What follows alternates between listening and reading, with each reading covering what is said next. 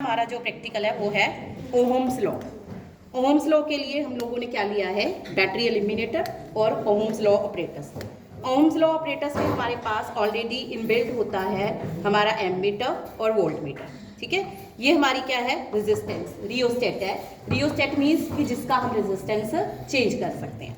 ठीक है, तो अगर हम देखें कि जब हमारे पास यहाँ पे हम लोगों ने कोई भी एक पोटेंशियल डिफरेंस दे दिया, सेट कर दिया बैटरी एलिमिनेटर में, ऑन किया बैटरी एलिमिनेटर को, यहाँ पे पोटेंशियल अंदर सेट कर दिया। जब हम रेजिस्टेंस चेंज कर रहे हैं, रेजिस्टेंस चेंज करने से हमारी एमीटर और वोल्ट मीटर की रीडिंग चेंज हो रही है। ठीक है, कनेक्शन बनाते टाइम ध्यान से बनाना कि कौन सी वायर हम लोगों ने किसके साथ कनेक्ट की है, पॉजिटिव पॉजिटिव, तभी हमारा जो ये सर्किट कंप्लीट होगा। ठीक है, और नेगेटिव के साथ हमारा नेगेटिव, राइट।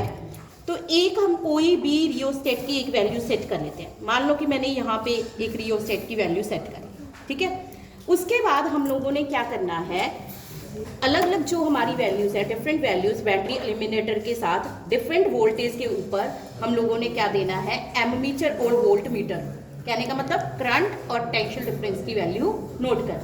ठीक है, सबसे पहले हम लोगों ने मान लो कि 4 के ऊपर यहाँ से कनेक्ट किया बैटरी एलिमिनेटर के साथ, तो हम लोगों ने एमीटर की रीडिंग नोट की और हम लोगों ने पोटेंशियल डिफरेंस की वैल्यू नोट की।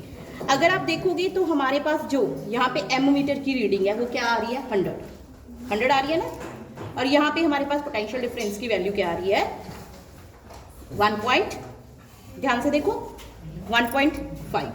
ठीक है, तो हम लोगों ने ये वैल्यूज नोट कर ली। ठीक है, आई की वैल्यू क्या आई है मेरे पास 100, ठीक है, मिली एम्पियर, और पोटेंशियल डिफरेंस की वैल्यू 1.5 वोल्ट, राइट। उसके बाद मैंने क्या किया, इसका पोटेंशियल डिफरेंस चेंज किया।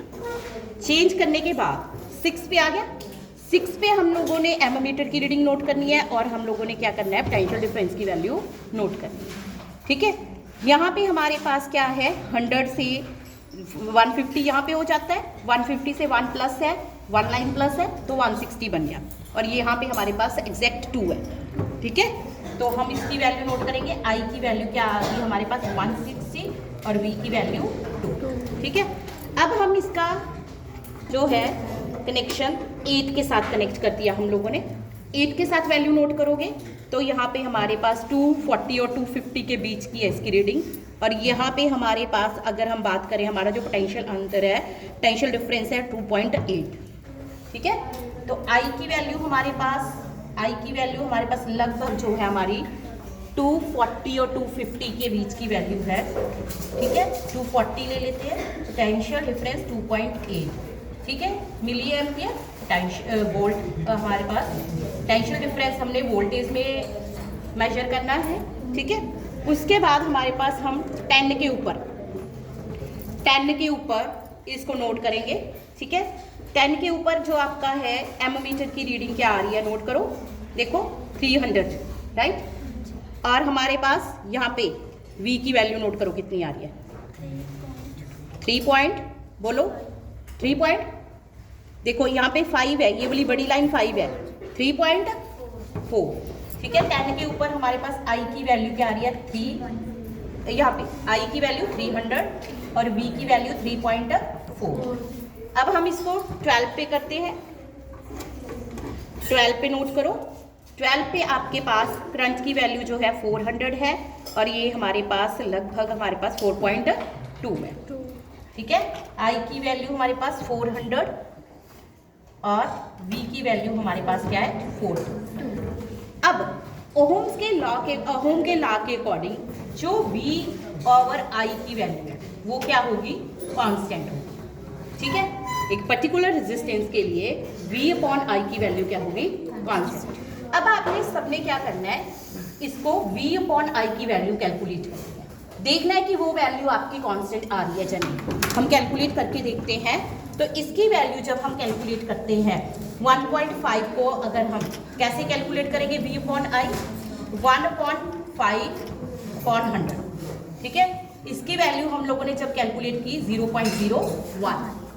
ठीक है, और सिमिलरली इसकी वैल्यू कैसे कैलकुलेट करेंगे, 2/160, तो इसकी वैल्यू भी हमारी क्या आ रही है, 0.01।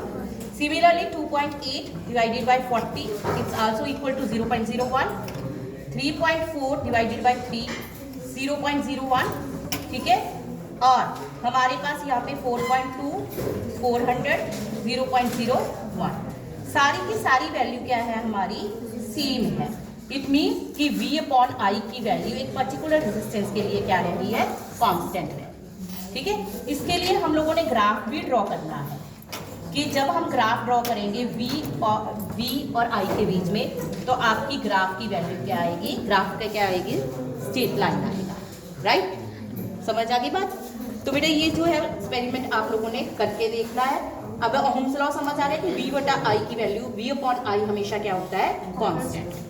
क्लियर? Thank you.